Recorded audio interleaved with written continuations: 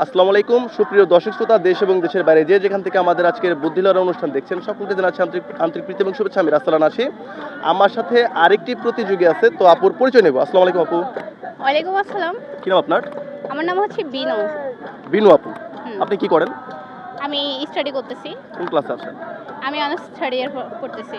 আচ্ছা, আমাদের পক্ষ থেকে আপনাকে 5টি প্রশ্ন ধরা হবে, ধাঁধা বলতে পারেন। এর ভিতরে 3টি আনসার সঠিক হলে আপনি বিজয়ী হবেন। রেডি আপনি? ওকে। আপনি কোন ডিস্ট্রিক্টের? আমি লক্ষ্মীপুর। নোয়াখালী। হ্যাঁ, আচ্ছা, নোয়াখালী লক্ষ্মীপুর থেকে। নোয়াখালী কিসের জন্য বিখ্যাত? নোয়াখালী হচ্ছে সয়াবিন এবং সুপারির জন্য বিখ্যাত। সয়াবিন এবং সুপারি। তো সয়াবিনটা আমি জানতাম না, তবে সুপারি এটা 100% রাইট। তো আমি সরাসরি আমাদের প্রশ্নে চলে যাব। প্রথম প্রশ্ন, একটি রুমে 4 জন ব্যক্তি ছিল। একজন টিভি দেখে, একজন বই পড়ে, একজন দাবা খেলে। 4 নম্বর ব্যক্তি কি করতেছে? আরেকজনের সাথে দাবা খেলতেছে। আরেকজনের সাথে দাবা খেলতেছে। জি। Right answer. তো সেকেন্ড প্রশ্নে যাব। 2 এর ডান পাশে 2 না লিখে কিভাবে 22 লিখবেন? ওটা বাম পাশে এনে লিখবো। তো ডান পাশে না বসে বাম পাশে লিখবেন, এই তো? হ্যাঁ। আপু অনেক চালাক, বাম পাশে বসেই 22 লিখে দিবে। এটাও রাইট অ্যান্সার। তো 3 নম্বর প্রশ্ন, একটি গরুর 3টি পা, তাহলে 10টি গরুর কয়টি পা? একটি গরু 3টি পা। হ্যাঁ, 10টা গরুর কয়টা পা? পাস করব। একটি গরু তো 4টা পা হয়, 3টা পা তো আমি কখনো শুনি। মনে করেন একটা গরুর 3টা পা, তাহলে 10টা গরুর কয়টা পা? এটা 5। এটা 5। 4টার ভিতরে 3টা স্যার রাইট। লাস্ট প্রশ্ন, ভাতের সাথে কি যোগ করলে একটি দেশের নাম হবে? র। র যোগ করলে কি হয়? ভারত। মাঝখানে দিতে হবে র। মাঝখানে, হ্যাঁ। আচ্ছা, এটাও রাইট অ্যান্সার। 5টির ভিতরে 3টা অ্যান্সার রাইট। আপু আসলেই অনেক চালাক।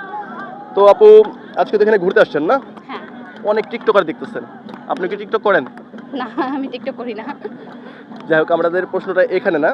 তো আপু, আমরা যতটুকু শুনি যে মেয়েদের বুদ্ধি নাকি হাঁটুতে থাকে, কথাটা কি রকম, সত্য না মিথ্যা? না, যে বুদ্ধিমান সে সবসময় বুদ্ধিমান, বুদ্ধি সবসময় মাথায় থাকে, হাঁটুতে থাকে না।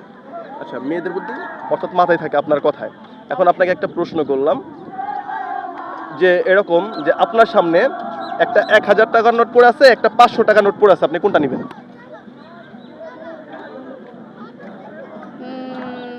দুইটাই নিতে হবে নাকি না নিয়েও যাওয়া যাবে? প্রশ্নটা আমার এখানেই যে আপনি কোনটা নেবেন। আমি দিকে আগে মানে আশেপাশে যারা আছে তাদেরকে জিজ্ঞেস করবো যে এই টাকাটা কার। মনে করেন পড়ে আছে, কেউ নাই, মালিক নেই, এক জায়গায় একটা 1000 টাকার নোট, একটা 500 টাকার নোট পড়ে আছে, আপনি কোনটা নেবেন? আমি একটাও নিব না। নেবেনই না? না। কারণ কি?